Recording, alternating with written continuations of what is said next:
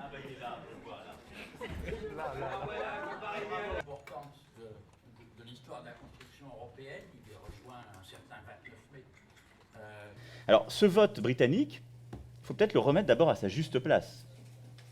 C'est l'échec du gouvernement britannique. Premier point. Ça, je pense qu'il ne faut pas l'oublier. Parce qu'il ne faut pas non plus tomber dans la culpabilisation collective absolue.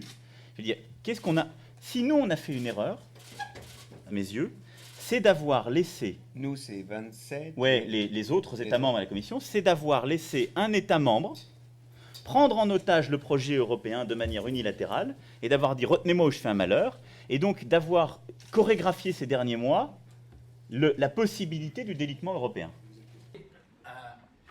Vous voyez que le moment suscite un certain... l'on a vu s'animer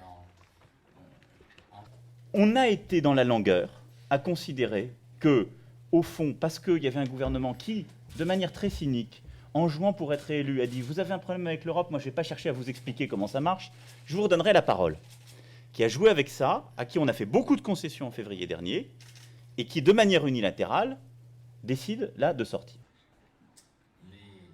À la fois, c'est pas non plus une surprise, c'est le fait que les partis... Quand on regarde la nature des débats qu'il y a eu au Royaume-Uni, il y a eu des débats très virulents sur les sujets d'immigration et de protection sociale. C'est-à-dire qu'ils ont eu des débats tout à fait légitimes, qu'on a connus, nous d'ailleurs, il y a 10 ans, consistant à dire, nous, on ne veut pas que les Polonais, les Hongrois aient accès à nos politiques sociales de la même façon. C'est-à-dire qu'ils ont voté contre une Europe ultralibérale qu'ils avaient, au fond, largement promue. Que ce soit les conservateurs comme le Labour. On vous explique que c'est plus urgent qu'ils sortent de l'Union européenne, parce que M. Johnson a atteint son but, qui était un but politique, qui était de tuer Cameron. Bon, ça marche, et Dany a plus d'expérience que moi là-dessus. C'est qu'on peut avoir une politisation sans avoir aucune vision politique. Vous voyez bien, les souverainistes, parfois d'ailleurs pas que les souverainistes, mais pour des raisons tactiques d'autres, disent il faut immédiatement un nouveau traité. Je pense que ça n'est pas réaliste, je le disais tout à l'heure, parce que la refondation du projet européen est beaucoup plus ambitieuse. Et d'autres nous disent maintenant on fait un référendum partout. On va demander un référendum immédiatement dans plusieurs États membres. Certains le proposent en France.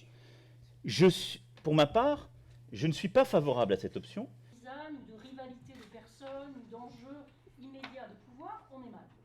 Et loin d'un projet commun, d'un dessein dans lequel on a... Donc je dis, ne pas tomber dans le piège du référendum immédiat, convention démocratique. Pour faire quoi? Pour préparer un nouveau projet, qui est un projet de refondation. C'est ça dont on a besoin. Auquel on assiste, c'est d'un côté la Banque Centrale Européenne, frontières extérieures, c'est normal qu'on puisse avoir des gardes-côtes aux frontières extérieures, etc. Il y a cette idée de...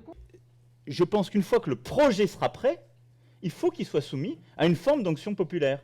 C'est-à-dire, s'il arrive et qu'il est fini sur des termes non négociés, moi je suis tout à fait pour, une fois que ce travail avec l'opinion soit fait, qu'il soit soumis à référendum.